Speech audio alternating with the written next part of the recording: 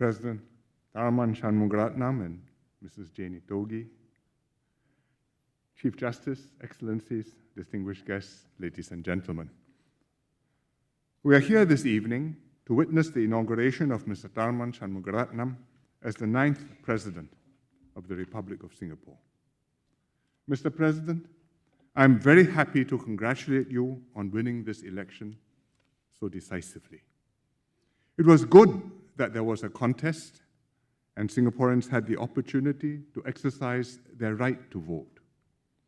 The strong vote share you garnered showed the regard and support voters had for you and for your message of unity expressed in your campaign theme, Respect for All. The outcome of this presidential election was positive for Singapore for many reasons. First, Singaporeans have chosen a candidate who is eminently qualified for this high office. Someone who not only has the ability, experience, and stature to carry out his duties both at home and abroad, but also sound judgment and unquestioned integrity, all vital prerequisites for being president.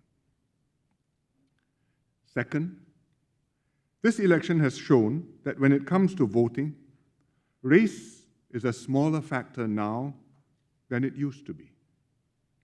As you, Mr. President, said on election night, race is a factor in politics everywhere. But Singaporean voters today look at many other factors too. It is indeed a good sign that in a national vote, Singaporeans have elected a candidate from a minority community as president on his merits by an overwhelming majority. Third, in this election, voters have shown greater understanding of the roles and duties of the president than previously.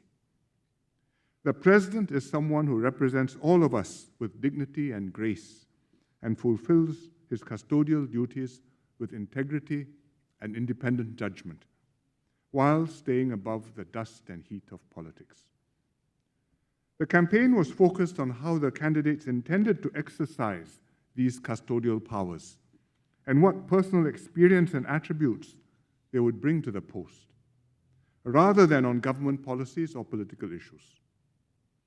Singaporeans understood that they were choosing a president for the nation and not electing the next government.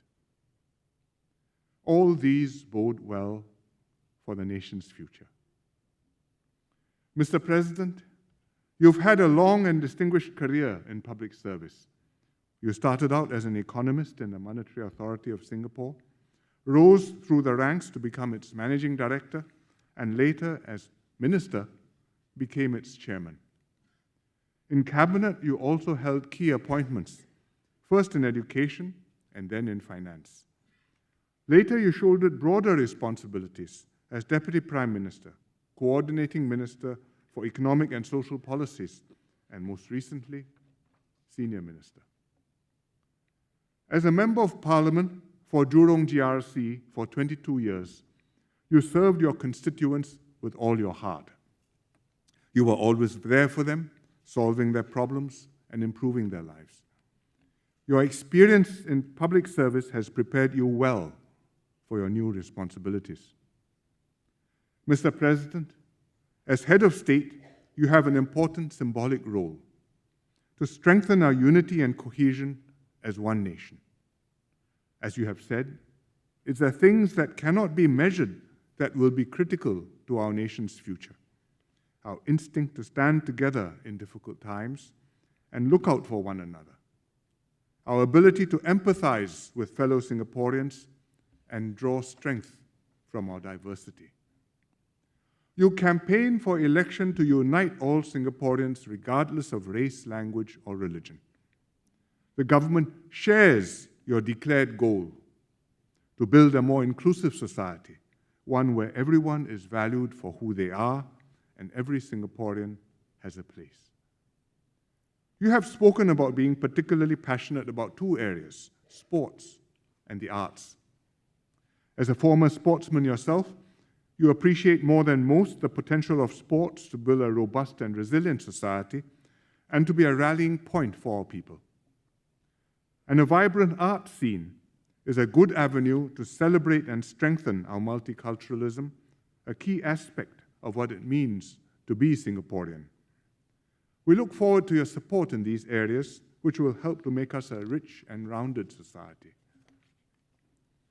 As President, you also have important custodial responsibilities as defined in the Constitution.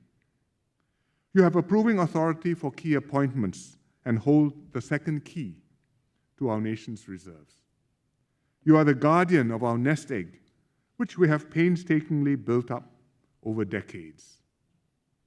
Assisted by the Council of Presidential Advisors, you have to ensure that the reserves are well protected to be used only for important and exceptional purposes, especially in urgent crisis. The pandemic reminded Singaporeans what an enormous advantage it is to have adequate reserves to draw upon in a dire situation. COVID-19 called for an aggressive whole-of-nation response to support lives and livelihoods. Given your wealth of experience in economic and financial matters and your familiarity with how the system of the second key works, I have every confidence in your ability to fulfill this important duty. I pledge my government's full support and cooperation as we operate this unique system to protect our reserves and key appointments. Mr. President, in addition to your domestic duties, internationally, you will be our top diplomat, representing Singapore on the world stage. I look forward to you helping to strengthen our ties with other countries and international organizations and partners, and to open new opportunities abroad for our people and our businesses. You are very familiar with this, having participated actively in international discussions on economic and monetary issues, and having held high-level appointments in international organizations and blue ribbon advisory panels. I therefore have no doubt that you will fulfill this role with distinction. The government will work closely with you and support you to make the most of your experience and personal standing in order to advance Singapore's interests and enhance our status in the world. Finally, there's one person whose personal support will matter greatly to you.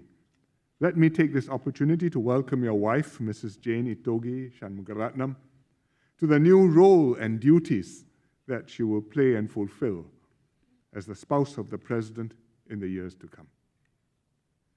Mr. President, Singapore is navigating our way forward in an increasingly troubled and uncertain world. Our society is in transition as we adapt to and evolve with changing circumstances. At such times, it is crucial that our nation's highest office be occupied by someone with the right experience and abilities, values, and character. I'm sure that, like your predecessors, you too will be a president for all Singaporeans and serve Singapore with dedication and distinction. We wish you every success as you embark on your presidency and will work closely with you to take Singapore forwards towards a better, brighter future for all Singaporeans. Thank you.